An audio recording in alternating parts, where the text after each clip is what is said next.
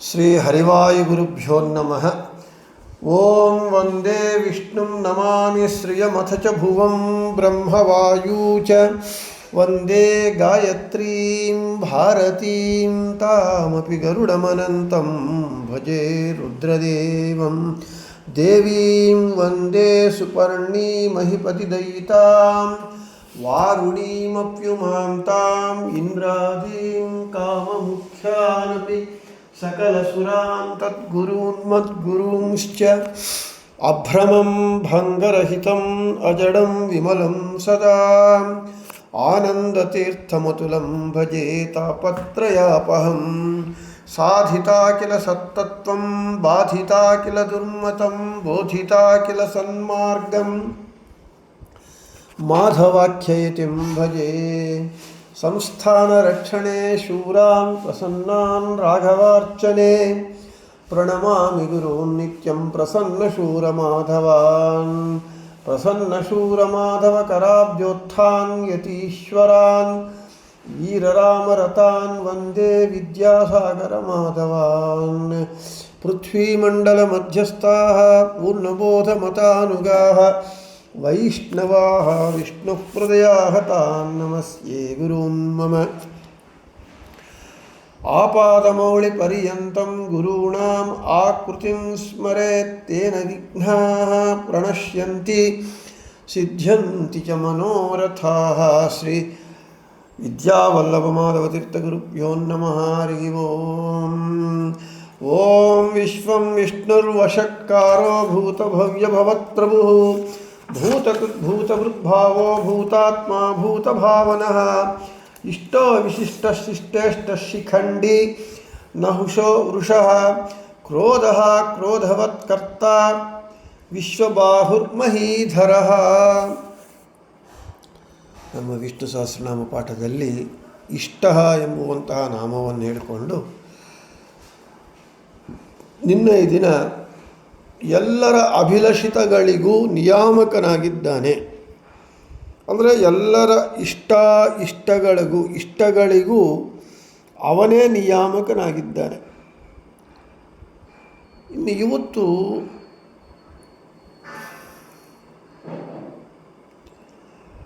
ಇಷ್ಟಂ ಯಾಗಃ ಅಸ್ಯ ನಿಯಮ್ಯತೆಯ ಅಸ್ತಿ ಇತಿ ಇಷ್ಟಃ ಅರ್ಷ ಆದ್ಯಚ್.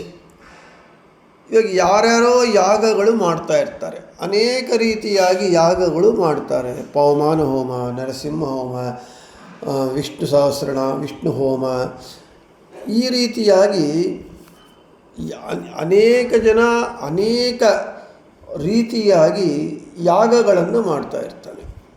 ಈ ಯಾಗಗಳಿಗೂ ಎಲ್ಲರೂ ಮಾಡುವ ಯಾಗಗಳಿಗೂ ನಿಯಾಮಕನಾಗಿದ್ದಾನೆ. ಎಲ್ಲರ ಯಾಗಗಳಿಗೂ ನಿಯಾಮಕನಾಗಿ ಅಂದರೆ ಇವರು ಈ ಯಾಗವನ್ನು ಈ ಕಾಲದಲ್ಲಿ ಮಾಡಬೇಕು ಅಂತ ಹೇಳಿದರೆ ಭಗವಂತ ಅವರಲ್ಲಿ ಪ್ರೇರಕನಾಗಿದ್ದು ಅವರಿಗೆ ಪ್ರೇರಣೆ ಕೊಟ್ಟು ಅವರಿಂದ ಆ ಯಾಗವನ್ನು ಮಾಡುವಂತೆ ಅವರು ಮಾಡುವಂತೆ ಮಾಡ್ತಾರೆ. ಆದ ಕಾರಣ ಎಲ್ಲರೂ ಮಾಡುವ ಯಾಗಗಳಿಗೂ ನಿಯಾಮಕನಾಗಿರೋದರಿಂದ ಅದೇ ಹೇಳ್ತಾರೆ ಇಷ್ಟಂ ಯಾಗ. ಇಷ್ಟ ಅಂದರೆ ಯಾಗ ಅಸ್ಯ ನಿಯಮ್ಯತೆಯ, ಈ ಯಾಗಗಳು ಅವನ ನಿಯಮನಕ್ಕೆ ಒಳಪಟ್ಟಿದೆ. ಆದ ಕಾರಣ ಇಷ್ಟ ಅಂತೇಳಿ ಸರ್. ಇನ್ನು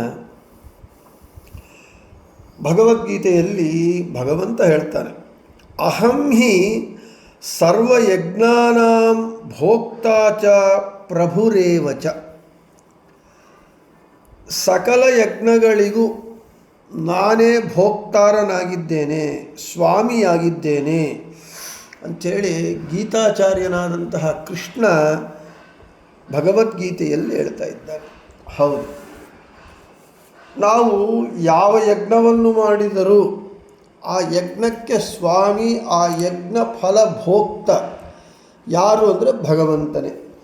ಪವಮಾನ ಹೋಮ ಮಾಡಿದರೂ ಪವಮಾನಾಂತರ್ಗತ ಭಾರತೀಯ ಮುಖ್ಯ ಪ್ರಾಣಾಂತರ್ಗತ ಭಗವಂತನೇ. ರಾಘವೇಂದ್ರ ಅಷ್ಟಾಕ್ಷರ ಹೋಮ ಮಾಡಿದರೂ ಭಾರತೀಯ ರಮಣ ಮುಖ್ಯ ಪ್ರಾಣಾಂತರ್ಗತ ರಾಮಚಂದ್ರನೇ. ಈ ರೀತಿಯಾಗಿ ಸರಿ ಧನ್ವಂತರಿ ಹೋಮ ಮಾಡಿದರು, ಯಾವ ಹೋಮ ಮಾಡಿದರೂ ಕೂಡ ಆ ಯಜ್ಞಕ್ಕೆ ಸ್ವಾಮಿ ಭಗವಂತನೇ ಆಗಿದ್ದಾನೆ, ಆ ಯಜ್ಞದ ಫಲಭೋಕ್ತೃ ಭಗವಂತನೇ ಆಗಿದ್ದಾನೆ. ಇದು ಶ್ರೀನಿವಾಸ ಕಲ್ಯಾಣದಲ್ಲಿ ನಾವು ನೋಡಿದ್ದೇವೆ, ಹೇಳಿಕೊಂಡಿದ್ದೇವೆ.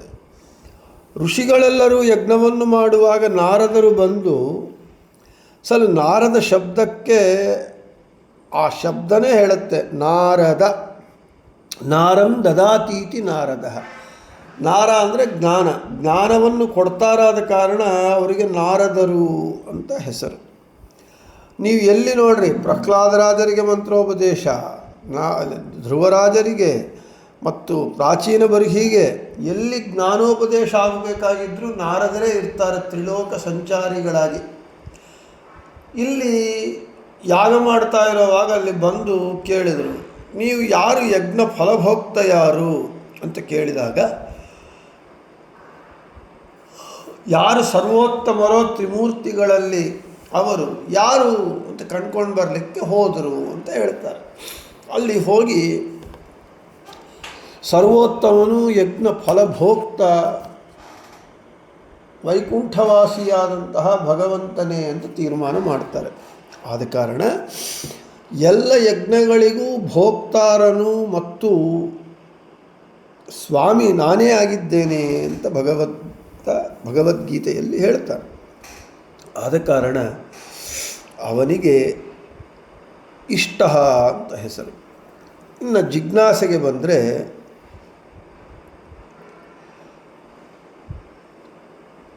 ನಮಗೆ ಮಾಮೂಲಾಗಿ ಲೋಕದಲ್ಲಿ ನಮಗೆ ಯಾರು ಉಪಕಾರ ಮಾಡ್ತಾರೋ ಅವರಲ್ಲಿ ನಾವು ಪ್ರೀತಿಯನ್ನು, ಪ್ರೇಮ, ವಿಶ್ವಾಸವನ್ನು ತೋರಿಸ್ತೇವೆ. ಆದರೆ ಇದು ಸ್ವಾಭಾವಿಕವಾದಂತಹ ಸಹಜವಾದ ಪ್ರೇಮ ಅಲ್ಲ, ನಿಮಿತ್ತ. ಅದೋ ಇವರು ನನಗೆ ಉಪಕಾರ ಮಾಡಿದರು, ಆದ ಕಾರಣ ನಾವು ಅವರಲ್ಲಿ ನಮಗೆ ಪ್ರೀತಿ ಉಂಟಾಗತ್ತೆ. ಆದರೆ ತಾಯಿ ತನ್ನ ಮಗುವಿನ ಮೇಲೆ ಯಾವ ಅಪೇಕ್ಷೆ ಇಲ್ಲದೆ, ಯಾವ ಒಂದು ಆಸೆ ಇಲ್ಲದೆ, ನನಗೆ ಮಗು ಇದು ಮಾಡಬೇಕು ಅಂತ ಹೇಳಿ ಜಗತ್ತಿನಲ್ಲಿ ಯಾವ ತಾಯಿ ಕೂಡ ಮಗುವಿಗೆ ಸೇವೆ ಮಾಡಲ್ಲ, ಮಗುವಿನ ಯೋಗಕ್ಷೇಮ ನೋಡೋದಿಲ್ಲ. ತಾಯಿಯ ಪ್ರೀತಿ ಅಂಥದ್ದು, ಅಂದರೆ ಸ್ವಾಭಾವಿಕವಾದದ್ದು, ಯಾವ ನಿಮಿತ್ತಕ್ಕೂ ಒಳಪಟ್ಟಿರಲ್ಲ. ಆದರೆ ಈ ತಾಯಿಯ ಪ್ರೀತಿಯಿಂದ ಮಗುವಿಗೆ ಏನಾದರೂ ಒಂದು ಶ್ರೇಷ್ಠತ್ವ, ಉತ್ಕರ್ಷತ್ವ ಅಂದರೆ ವಿಶಿಷ್ಟತ್ವವನ್ನು ಸಿಗತ್ತಾ ಅಂತ ಹೇಳಿದರೆ ಅದು ಸಿಗಲ್ಲ. ಯಾಕೆ? ಎಲ್ಲ ತಾಯಿಯಂದರೂ ಅವರ ಎಲ್ಲ ಮಕ್ಕಳನ್ನು ಸ್ವಾಭಾವಿಕವಾಗೇ ಪ್ರೀತಿ ಮಾಡ್ತಾರೆ. ಆದರೆ ಎಲ್ಲರಿಗೂ ಆ ಉತ್ಕರ್ಷತೆ, ಸಮಾಜದಲ್ಲಿ ಒಂದು ದೊಡ್ಡಸ್ತಿಕೆ, ವೈಶಿಷ್ಟ್ಯತೆ, ವಿಶಿಷ್ಟತೆ ಸಿಗ್ತಾ ಇಲ್ಲ. ಅವರ ಒಂದು ಕಷ್ಟಪಟ್ಟು ಅವರ ವ್ಯಕ್ತಿತ್ವವನ್ನು ನಿರ್ಮಾಣ ಮಾಡಿಕೊಂಡು ಸಮಾಜದಲ್ಲಿ ಅವರು ಉತ್ಕರ್ಷವನ್ನು ಹೊಂದಬೇಕಾಗಿದೆ ಹೊರತು ಕೇವಲ ತಾಯಿ ಪ್ರೀತಿಯಿಂದ ಯಾರಿಗೂ ಉತ್ಕರ್ಷತೆ ಸಿಗ್ತಾ ಇಲ್ಲ. ಆದರೆ ಭಗವಂತನಲ್ಲಿ ತಾಯಿಯ ಪ್ರೀತಿ ಇದ್ದಂತೆ ಭಗವಂತನಲ್ಲಿ ಕೂಡ ನಮಗೆ ಪ್ರೀತಿ ಇದೆ, ಅದು ಸ್ವಾಭಾವಿಕವಾಗಿದೆ. ಆದರೆ ಅದು ಉತ್ಕರ್ಷ ಸಾಧಕವಲ್ಲ. ಅಂದರೆ ಭಗವಂತನಲ್ಲಿ ನಮ್ಮ ಪ್ರೀತಿ ಸ್ವಾಭಾವಿಕವಾಗಿದೆ, ಅದರಿಂದ ಅದು ಉತ್ಕರ್ಷ ಸಾಧಕವಲ್ಲ. ಇಲ್ಲಿ ಇಷ್ಟ ಎಂಬ ನಾಮ ಏನೋ ಭಗವಂತನಲ್ಲಿ ಸ್ವಾಭಾವಿಕವಾದ ಪ್ರಿಯತ್ವವನ್ನು ಭಕ್ತರಿಗೆ ಹೇಳಿ ಅವನಲ್ಲಿ ಹೇಗೆ ಆ ಉತ್ಕರ್ಷವು ಹೇಗೆ ಸಿದ್ಧಿಸುತ್ತೆ. ತಾಯಿಗೆ ಹೇಗೆ ಸಿಗ್ತಾ ಇದೆ, ಉತ್ಕರ್ಷತೆ ಬರ್ತಾ ಇಲ್ಲ ತಾಯಿಗಾಗಲಿ ಮಗನಿಗೆ. ಹಾಗೆ ಇಲ್ಲಿ ಅಂತ ಜಿಜ್ಞಾಸೆ ಬಂದರೆ, ಇಲ್ಲಿ ನಾವು ಭಗವಂತನಲ್ಲಿ ನಮ್ಮ ಪ್ರೀತಿ ಪ್ರೇಮ ಹೇಗಿರುತ್ತೆ ಅಂತ ಹೇಳಿದರೆ ಸ್ವಾಭಾವಿಕವಾಗಿರುತ್ತೆ. ಅವನು ಸದ್ಗುಣವುಳ್ಳಂತಹ ಸಜ್ಜನರು, ಯಾರು ಸಾತ್ವಿಕರು ಸಜ್ಜನರಿರ್ತಾರೋ, ನಾನು ಮೊದಲೇ ಹೇಳಿದಂತೆ ನಾಸ್ತಿಕರು ತಾಮಸರು ಬಿಟ್ಬಿಡಿ. ಸದ್ಗುಣವುಳ್ಳ ಸಜ್ಜನರು ಏನು ಮಾಡ್ತಾರೆ, ಭಗವಂತನಲ್ಲಿ ಸದ್ಗುಣಗಳು ಇರುವ ಕಾರಣ ಭಗವಂತನಲ್ಲಿ ಪ್ರೀತಿ ಮಾಡ್ತಾರೆ. ಇಂತಹ ಸ್ವಾಭಾವಿಕವಾದ ಪ್ರಿಯತ್ವವು ಭಗವಂತನಲ್ಲಿ ಉತ್ಕರ್ಷವನ್ನು ಸಿದ್ಧಿ ಮಾಡುತ್ತದೆ. ಅಂದರೆ ಏನು,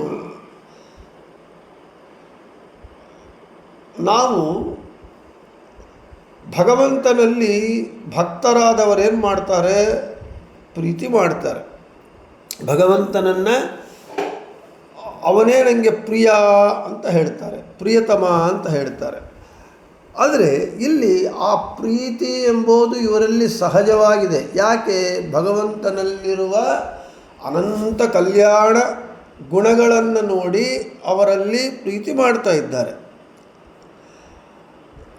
ಈ ಇಷ್ಟ ಎಂಬ ಈ ಹೆಸರು ಶಬ್ದವೂ ಕೂಡ ಇಂತಹ ಒಂದು ಸ್ವಾಭಾವಿಕವಾದ ಪ್ರಿಯತ್ವವನ್ನು ಹೇಳಿ ಭಗವಂತನಿಗೆ ಉತ್ಕರ್ಷವನ್ನು ಸಿದ್ಧ ಮಾಡ್ತಾ ಇದೆ. ಇದು ಸ್ವಲ್ಪ ಟ್ರಿಕ್ಕಿಶ್ ಪಾಯಿಂಟ್. ಇವಾಗ ಎಲ್ಲ ತಾಯಿಯಂದರು ಎಲ್ಲ ಮಕ್ಕಳನ್ನು ಪ್ರೀತಿ ಮಾಡ್ತಾ ಇದ್ದಾರೆ. ಆಗ ಆ ಮಗನಾದವನು ಕೃತಜ್ಞನಾದರೆ ಅವನ ದೃಷ್ಟಿಯಲ್ಲಿ ತಾಯಿಗೆ ಉತ್ಕರ್ಷ, ಹೌದು ನಮ್ಮ ತಾಯಿ ದೊಡ್ಡವಳು, ನನ್ನ ತಾಯಿ ಎಲ್ಲರಕ್ಕಿಂತ ಶ್ರೇಷ್ಠ ಎಂತಾದ್ದು ಆ ಮಗನಿಗೆ ಬರುತ್ತೆ ಅಷ್ಟೇ. ಅದು ಏನು, ಅವನು ಸದ್ಗುಣನಾದರೆ. ಇಲ್ಲಾಂದರೆ ಹಡೆದ ತಾಯಿಯನ್ನೇ ನಿಂದಿಸುವವರು ಇದ್ದಾರೆ. ಆದರೆ ಭಗವಂತನಲ್ಲಿ ಏನು ಒಂದು ಸದ್ಗುಣಗಳೆಲ್ಲವೂ ಇವೆ, ಆ ಸದ್ಗುಣಗಳಿಂದ ಅವನನ್ನು ಸಜ್ಜನರು ಇಷ್ಟಪಡ್ತಾ ಇದ್ದಾರೆ. ಅವನು ಒಂದು ವೇಳೆ ಇವರಿಗೆ ಕಷ್ಟಗಳೇ ಬಂದರೂ ಕೂಡ ಸಜ್ಜನರೇನು ಮಾಡ್ತಾರೆ, ಇದು ನನ್ನ ಕರ್ಮ, ನಾ ಮಾಡಿದ ಕರ್ಮ ಬಲವಂತವಾದರೆ ನೀ ಮಾಡುವುದೇನೋ ದೇವ ಅಂತ ಹೇಳಿ ಇರ್ತಾರೆ ಹೊರತು ಭಗವಂತನನ್ನು ನಿಂದಿಸುವುದಿಲ್ಲ. ಯಾಕೆ, ಭಗವಂತನಲ್ಲಿ ಅವರಿಗೆ ಇರುವ ಇಷ್ಟ ಸ್ವಾಭಾವಿಕವಾದದ್ದು. ಆದ ಕಾರಣ ಭಗವಂತನಲ್ಲಿ ಅವನು ಇಷ್ಟವನ್ನು, ಅವನು ಏನು ಆ ಉತ್ಕರ್ಷತೆ, ಭಗವಂತನಿಗಿರುವಷ್ಟು ಉತ್ಕರ್ಷತೆ ಜಗತ್ತಿನಲ್ಲಿ ಯಾರಿಗೂ ಇಲ್ಲ. ಈ ಸ್ವಾಭಾವಿಕ ಪ್ರಿಯತ್ವವು ಇಷ್ಟ ಶಬ್ದ ಹೇಳ್ತಾ ಇದೆ. ಅದರಿಂದ ಭಗವಂತನಿಗೆ ಆ ಉತ್ಕರ್ಷವು ಈ ಇಷ್ಟ ಶಬ್ದವು ಸಿದ್ಧ ಮಾಡ್ತಾ ಇದೆ. ಆದರೆ ತಾಯಿಯ ಒಂದಲ್ಲಿ ಆ ವಿಷಯ ಬರುವುದಿಲ್ಲ. ಆದ ಕಾರಣ ಈ ಇಷ್ಟ ಶಬ್ದವು ಭಗವಂತನಲ್ಲಿ ಸ್ವಾಭಾವಿಕ ಪ್ರಿಯತ್ವವು ಭಕ್ತರಿಗೆ ಇರೋದರಿಂದ ಉತ್ಕರ್ಷತ್ವ ಅವನಿಗೆ ಸಾಧಿಸುತ್ತೆ. ಆದ ಕಾರಣ ಭಗವಂತನು ಉತ್ಕರ್ಷನಾಗಿದ್ದಾನೆ ಅಂಥೇಳಿ ಈ ಇಷ್ಟ ಶಬ್ದದ ಒಂದು ಜಿಜ್ಞಾಸೆಯನ್ನು ಹೇಳಿ, ಇನ್ನು ಬೃಹತಿ ಸಹಸ್ರದ ಪ್ರಕಾರ ಓಂ ಇಷ್ಟಾಯ ನಮಃ, ಓಂ ಗೃಣೇ ವಿಶ್ಪತಯೋ ಯಥಾ ಯಥಮಿಂದ್ರ ತ್ವಾದ್ಯಾಭಿರಾತಯಃ ತ್ವಾಮಿಚ್ಛ ವಸಸ್ಪತೆ ಇಂದ್ರ ಸಂಯಾಂತಿ ಗಿರೋ ನ ಸಂಯತಃ. ಇಂದ್ರನೇ, ವಿಶ್ವತಯ ರಾಜರು ಎಲ್ಲರೂ, ತ್ವಾಧ್ಯ ನಿನ್ನನ್ನೇ ಆಶ್ರಯಿಸಿ, ಅಭಿರಾತಯ ಅತಿಯಾಗಿ ಸುಖಪಡುತ್ತಾ, ಯಥಾಯಥಂ ತಮಗೆ ಯೋಗ್ಯವಾದ ಸ್ಥಾನವನ್ನು ಪಡೆದಿದ್ದಾರೆ. ಶವಸಸ್ಪತೆ ಸುಖಾದಿಗಳಿಗೆ ಒಡೆಯನಾದವನೇ ಹೇ ಇಂದ್ರನೇ, ಸಂಯತಃ ಸ್ವಸಂಕಲ್ಪದಂತೆ ಸಾಗುವ ತ್ವಾಂ ನಿನ್ನನ್ನು ಸೇರಬಯಸುವ, ನಹ ನಮ್ಮ ಗಿರಹ ಮಾತುಗಳು ವೇದಗಳು ತ್ವಾಮಿತ್ ನಿನ್ನನ್ನೇ ಪ್ರತಿಪಾದಿಸುತ್ತದೆ. ಇಷ್ಟ ಹೇ ಹರಿ, ರಾಜರಾಗಲಿ ಚಕ್ರವರ್ತಿಗಳಾಗಲಿ ದೀರ್ಘಕಾಲದ ಮನುಗಳೇ ಆಗಲಿ ಅವರೆಲ್ಲರೂ ಕೂಡ ನಿನ್ನನ್ನೇ ಆಶ್ರಯ ಹೊಂದಿದ್ದಾರೆ. ನಿನ್ನನ್ನು ಆಶ್ರಯ ಹೊಂದಿ ಅತ್ಯಂತ ಸುಖಿಗಳಾಗಿದ್ದಾರೆ. ಈ ರಾಜರಿಗೆ ಚಕ್ರವರ್ತಿಗಳಿಗೆ ಇವರೆಲ್ಲರಿಗೂ ಕೂಡ ಅತ್ಯುನ್ನತ ಸ್ಥಾನ ಲಭಿಸಿದ್ದು ಯಾರಿಂದ ಅಂತ ಹೇಳಿದರೆ ನಿನ್ನಿಂದಲೇ ಲಭಿಸಿದೆ. ಈ ಹರಿಯಾದವನು, ಈ ಭಗವಂತ ಸುಖಗಳಿಗೆ ಒಡೆಯನಾಗಿದ್ದಾನೆ. ಅವನು ಆನಂದಮಯನಾಗಿದ್ದಾನೆ. ಜ್ಞಾನ ಆನಂದಗಳೇ ದೇಹವಾಗಿ ಉಳ್ಳವನಾಗಿದ್ದಾನೆ. ಸುಖ ಎಂಬುದು ಅವನ ಅಧೀನದಲ್ಲಿದೆ, ಅವನು ಒಡೆಯನಾಗಿದ್ದಾನೆ. ಇನ್ನು ಹೇ ಸ್ವಾಮಿ, ನಿನ್ನ ವ್ಯಾಪಾರಗಳು ನಿನ್ನ ಸಂಕಲ್ಪದಂತೆ ಸಾಗತ್ತಷ್ಟೇ. ನಮ್ಮ ಸಂಕಲ್ಪಗಳು, ನಮ್ಮ ನಿರ್ಣಯಗಳು ನಮ್ಮಂತೆ ಸಾಗುವುದಿಲ್ಲ. ನಮ್ಮ ಹರಿಚಿತ್ತ ಸತ್ಯ ನರಚಿತ್ತ ಲವಲೇಶ ನಡೆಯದು. ಆದ ಕಾರಣ ನಮ್ಮ ಸಂಕಲ್ಪಗಳೇನೂ ಇಲ್ಲ. ಆದರೆ ಭಗವಂತನ ವ್ಯಾಪಾರಗಳು ಅವನ ಸಂಕಲ್ಪದಂತೆ. ಯಾಕೆ? ಅವನು ಸತ್ಯ ಸಂಕಲ್ಪ, ಅವನ ಇಷ್ಟದಂತೆಯೇ ನಡೆಯುತ್ತೆ.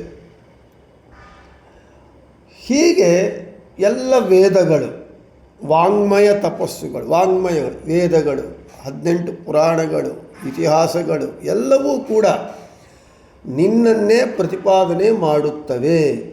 ತ್ವಾಮಿ ಶವಸಸ್ಪತೆ ಇಂದ್ರ ಸಂಯಾಂತಿ. ಸುಖಕ್ಕೆ ಒಡೆಯನಾದವನೇ, ನಮ್ಮ ಮಾತುಗಳು ನಿನ್ನನ್ನೇ ಸೇರುತ್ತವೆ. ತುಂಬ ಸುಖ ಸ್ವರೂಪಿಯಾದ್ದರಿಂದ ಭಗವಂತನು ಇಷ್ಟ ಎಂದು ಕರೆಯಲ್ಪಡ್ತಾನೆ. ಪರಮೇಷ್ಟ ಸುಖ ರೂಪತ್ವಾತ್ ಇಷ್ಟ. ಅವನು ಅತ್ಯಂತ ಸುಖ ಸ್ವರೂಪಿಯಾಗಿದ್ದಾನೆ, ಆನಂದ ಸುಖರೂಪನಾಗಿದ್ದಾನೆ. ಆದ ಕಾರಣ ಅವನಿಗೆ ಇಷ್ಟ ಎಂಬುವಂತಹ ಹೆಸರು ಬಂದಿದೆ ಅಂತ ಹೇಳ್ತಾ, ಇನ್ನು ಇವತ್ತಿಗೆ ಇಷ್ಟ ಶಬ್ದವನ್ನು ಮುಗಿಸಿ, ಇನ್ನು ವಿಶಿಷ್ಟ ಎಂಬುವುದು, ಇಷ್ಟ ವಿಶಿಷ್ಟ.